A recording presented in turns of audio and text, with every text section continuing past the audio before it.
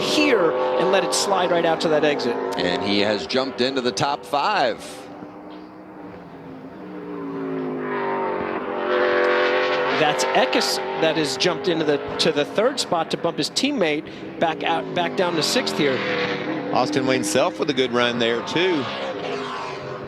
I will need a half a tenth to get another spot. Oh, half a tenth. So Tyler Gray sits on the bubble. Ben Rhodes is 6th. We'll try to displace Gray in that top 5.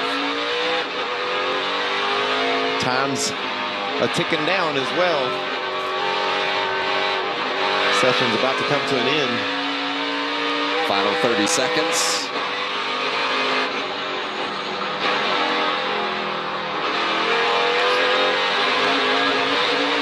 So close, but he's got time to do one more here. If he wants it, if he thinks the tires are under it, he can go for it and give us one more. Lap hard here. This will be your last lap. Run hard here. There we go. They're going to try to do it. A half a tenth of a second is all he's lacking. Stuart Friesen with a nice lap. He jumps into the 4th position.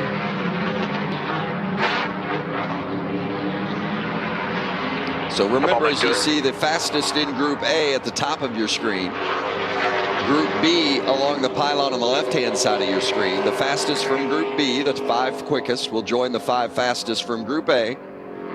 And they will run for the top 10 positions, including the pole for tomorrow's race. And boy, you look at the lap that Kyle threw down. Only driver so far in the 14s with that truck. Ankrum throwing down a great 2:16.4, but then 3rd, 4th, 5th, 6th, all within 900ths. You see that on the ovals. You don't see that on a 2-minute and something second lap around the Circuit of the Americas here with these trucks. Those laps are so close to being identical.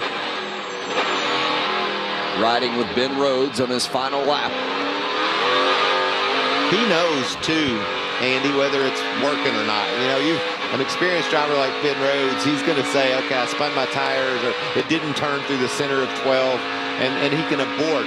But he's still hard on the gas, so he must like what he's feeling. You heard just what you said there. He had a little bit of a pause. If you guys at home rewind that, at the exit of 11 there, coming onto the back straightaway, you heard it accelerate hard and then pause. He didn't finish going to full throttle, and then he finished. He let the tires hook up on the green paint and go. But that might have been a sign that those rear tires are starting to fall off. This is the 3rd heat cycle on them. They're getting pretty used up.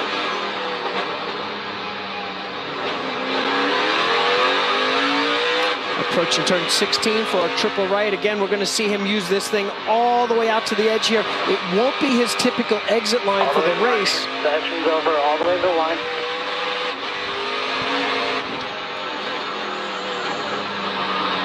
No, couldn't do it. Again, we heard that little stumble coming out of 11 there. Same thing was probably happened out of 1, probably happened out of 12.